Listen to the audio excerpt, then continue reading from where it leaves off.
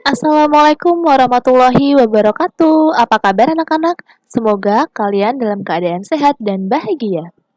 Bertemu lagi dengan Bu Juli. Hari ini kita akan belajar mengidentifikasi unsur pembangun puisi. Sudah siap belajar? Yuk kita mulai. Kompetensi dasar yang akan kita pelajari yaitu 3.7 mengidentifikasi unsur-unsur pembangun puisi. Sedangkan tujuan pembelajaran kali ini diharapkan kalian mampu mengidentifikasi unsur-unsur sebuah puisi.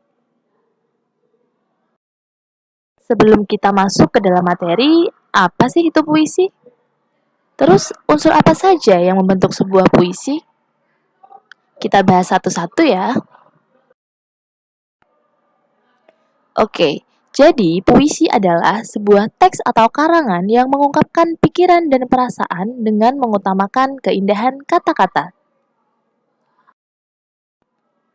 Berikut adalah contoh ungkapan hati atau ungkapan perasaan. Ketika sepi menyelimutiku di waktu malam, dan sunyi menggenggamku di teriknya siang. Ketika itulah aku merindukanmu. Nah, bait ini bisa disebut sebagai puisi karena merupakan contoh ungkapan perasaan. Puisi merupakan ungkapan perasaan dan pikiran seseorang, maka bait ini bisa disebut sebagai puisi.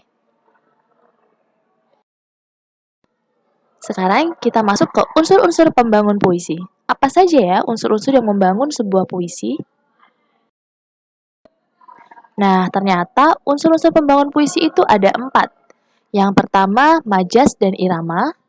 Yang kedua, kata konotasi. Yang ketiga, kata berlambang. Dan terakhir, pengimajinasian. Yuk kita bahas satu persatu.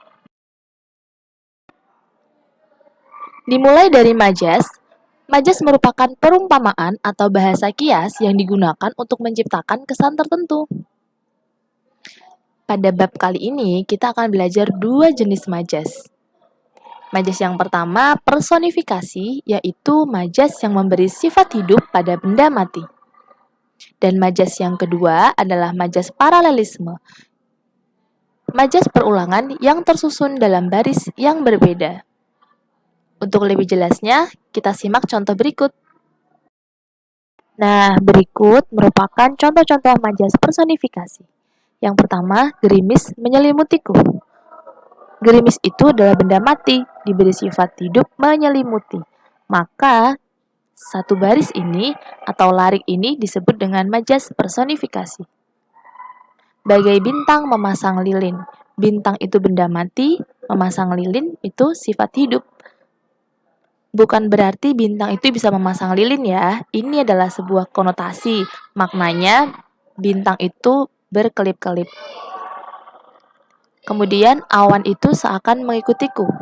Awan benda mati diberi sifat hidup mengikuti. Jam dinding itu menatapku. Daun kelapa menari-nari. Kipas menggeleng ke kanan ke kiri. Sepatu ini sudah menemaniku. Dan terakhir, ombak pantai mengejarku. Nah, kata-kata yang di garis bawah itu merupakan benda mati, sedangkan kata-kata yang mengikutinya adalah sifat hidup. Maka semua ini termasuk majas personifikasi. Sudah jelas ya? Kita akan lanjut ke majas yang kedua, yaitu majas paralelisme. Ada satu bait puisi, bibirku terkatup, bibirku terkunci, bibirku tertutup rapat. Dalam bait ini mengulang kata bibirku di awal lariknya. Nah, perulangan ini disebut dengan majas paralelisme. Ada contoh lain lagi, misalnya ada satu bait puisi, aku ingin berlari sejauh mungkin darimu, aku ingin terbang jauh agar tak pernah menemuimu. Dalam bait ini mengulang kata aku ingin di baris pertama dan ketiga.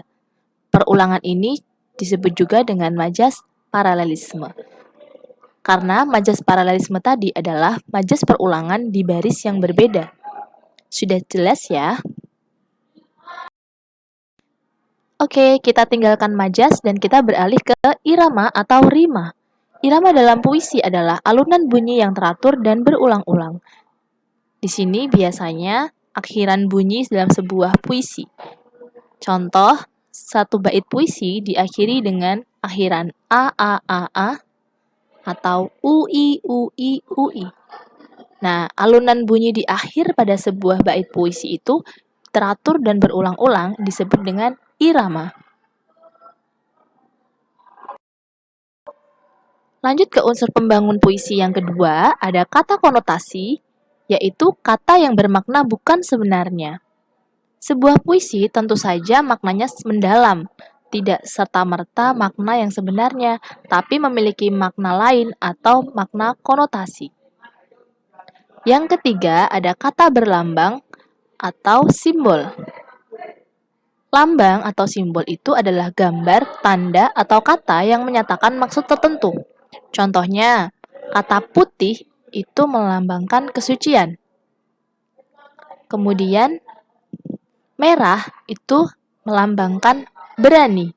Nah, itulah yang disebut dengan lambang atau simbol. Jadi, menyatakan maksud tertentu yang sudah diketahui secara umum. Dan yang terakhir adalah pengimajinasian. Kata atau susunan kata yang dapat menimbulkan khayalan atau imajinasi bagi pembacanya. Nah, pengimajinasian dibagi menjadi 3.